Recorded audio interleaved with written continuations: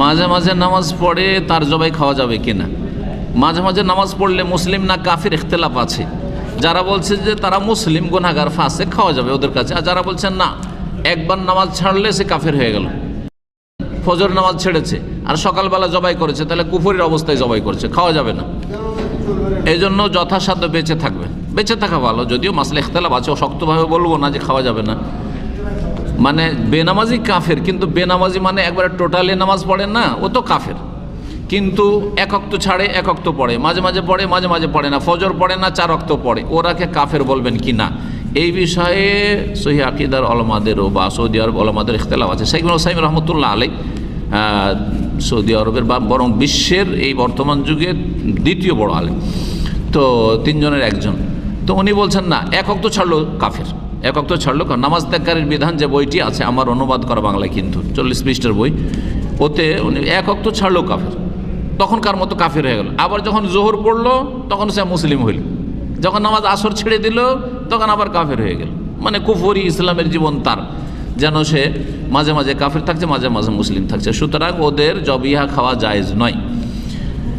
আরেক দল বলছেন যে মাঝে মধ্যে ছাড়ে, ওরা কাফের নয়, ওরা ফাসেক, বড় গুনাহগার, কিন্তু কাফের নয়, তার বড় কাফের নয় আর কি, তো তাদের মতে খাওয়া যাবে। আর আরেক দল তো বলছেন যে বেনামাজি যদি অবহেলা করে ছাড়ে কিন্তু অস্বীকার করে না, তাহলে কাফের নয়। জি, কাফের নয়, কিন্তু তার শাস্তি কি, এই নিয়ে তখন আবার ইখতিলাফ আছে ইমাম শাফি, মালিক আর আবু হানিফার। আবু হানিফা রাহমাতুল্লাহ বলছেন যে জেলে বন্ধ করে রাখতে হবে যতক্ষণ তওবা না করবে।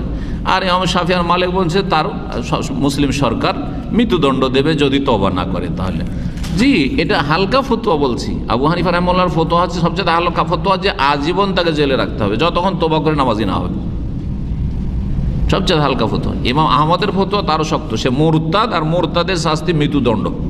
জি, মৃত্যুদণ্ড, যে বেনামাজি তার কঠিন শাস্তি। কারণ সাহাবায়ে কেরাম আসলে বেনামাজিকে মুসলিম ভাবতেন না, একমত ছিলেন তারা।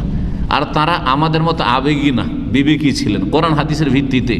কারণ নবী সাল্লাল্লাহু আলাইহি সাল্লামের জামানায় চোর ছিল, চোরের হাত কাটা হয়েছে, জেনাকারী ছিল, খুন করেছে, হ্যাঁ, এইসব ঘটনা ঘটেছে, ঠিক না? কিন্তু মুসলিম নামাজ পড়েন না, মুনাফিক নামাজ পড়তেন না। মুনাফিক মানে অন্তরে মুনাফিক, ইবনে উবাইয়ের দল নামাজ পড়তো না। মুসলিম মানে নামাজ না পড়লে মুসলিম হয় না, এটা সবাই জানত। তাহলে সেই যুগে মুসলিমদের মধ্যে কিছু অপরাধী ছিল, কিন্তু বেনামাজির অপরাধী ছিল না, এত বড় অপরাধ। আমাদের সমাজে এটা যেহেতু সামাজিক অপরাধ নয়, সেই জন্য হালকা মনে করছে, কিন্তু হালকা নয় আসলে। যেমন কবর মাজার পূজাকে অপরাধ মনে করে না, কত বড় অপরাধ। হিন্দুদের মূর্তি পূজার মতো অপরাধ, কিন্তু কোনো অপরাধ মনে করছে।